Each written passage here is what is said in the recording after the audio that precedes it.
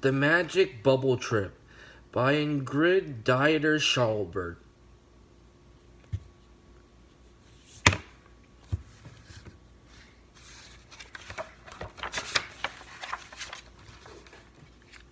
James lived in a big apartment building. The woods behind the building, however, were where James could usually be found. In the woods was a pond full of frogs, and James loved frogs.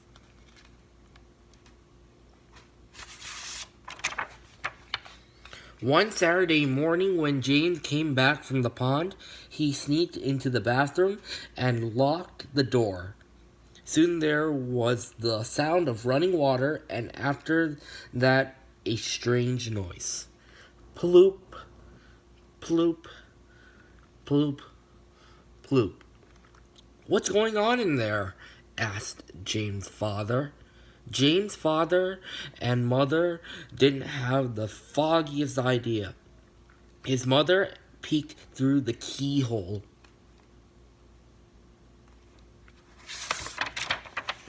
She saw James playing with his frogs. One at a time, they were leaping from his head into the bathtub. Ploop.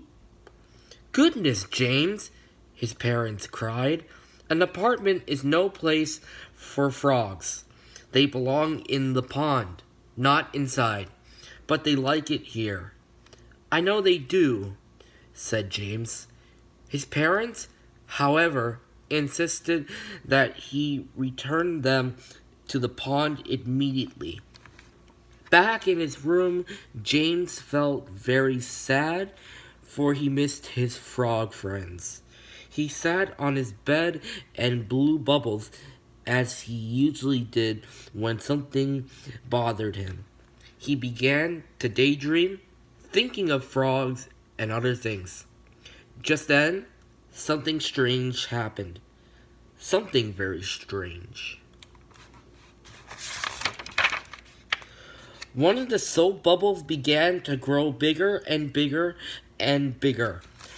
When it had grown so large that it had completely surrounded James, it started to float out of the window, carrying him along in it.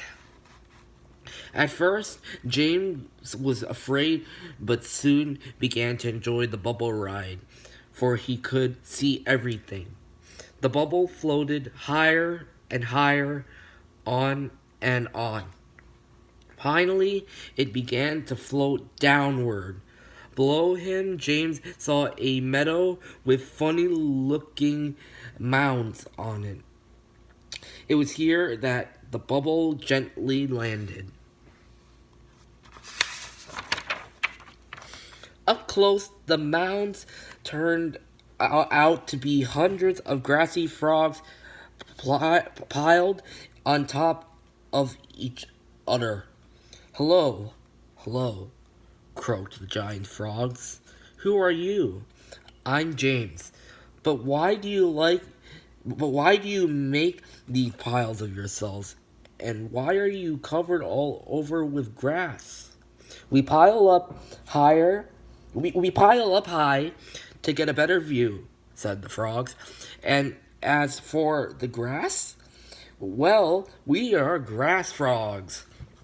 And anyway, you have grass on top of your head, too, even if it is all dried up." "That's not grass," laughed James. "That's my hair." Soon James was playing games with the grass frogs, who were extremely playful. The game he liked best was when the frogs sat on top of each other to make a high tower so he could climb to the top and jump down. He did this at least 20 times. "Now I'll show you something," James said, and he began to jump on one leg. The frogs tried to copy him, but being used to jumping on 4 legs, found it very difficult to jump on just one.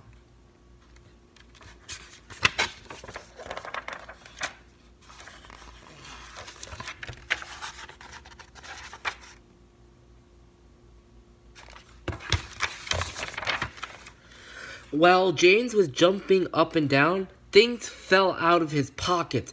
A screwdriver, soap for blowing bubbles, a wing nut, a spoon, a bit bent, an old nail, a little bent too, a button, and all sorts of other objects. "What are those?" the grass frogs asked. "They are just things I like to save. Odds and ends that might come in handy someday." "Then we bet you'd like to meet our friend, Mr. Odds and Ends," they said. "He collects old stuff just like you do." "I'd love to meet him," said James. Then he blew a bubble big enough for himself and a grass frog to show him the way. They floated along until the grass frog told James to land near what seemed to be an enormous junkyard. Next to the junkyard was a colorful but very odd-looking house. From inside the house, James heard the sound of hammering. He walked over to see what was going on.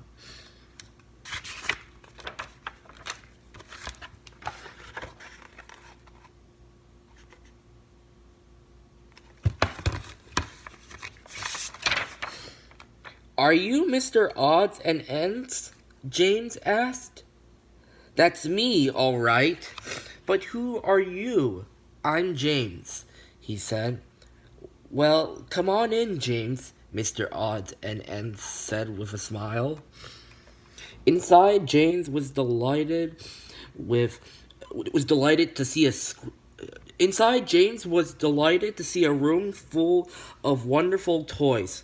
Mr. Odds and Ends had constructed them himself out of this and that, and he told James exactly what he used to make each one.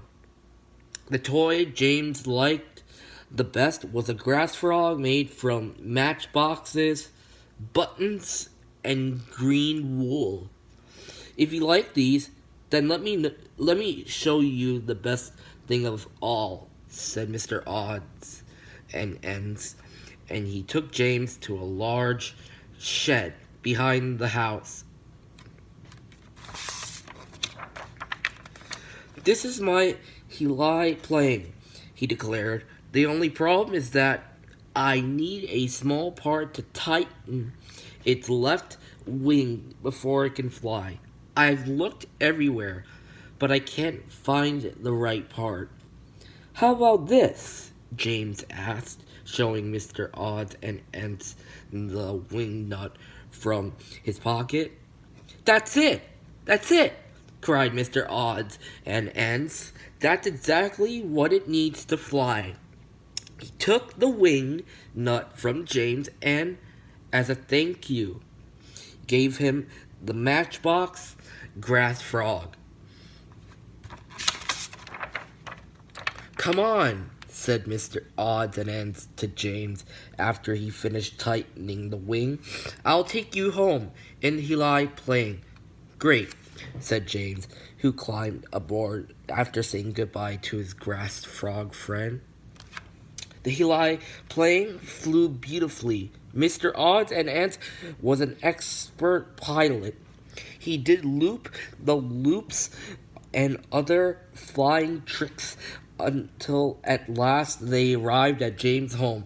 Stairs extended from the Heli plane to the windows sill of the apartment, and after saying goodbye and thank you, James walked down the stairs and into his room. Waiting inside was the biggest surprise of James' life. His parents, who never wanted frogs in the house, were now playing cheerfully on the floor with several giant grass frogs. A big smile broke out on James' face. He couldn't believe his eyes. He never felt happier. Sometimes life can seem wonderful. Sometimes life can seem wonderful, he thought. Sometimes it can almost seem too good to be true.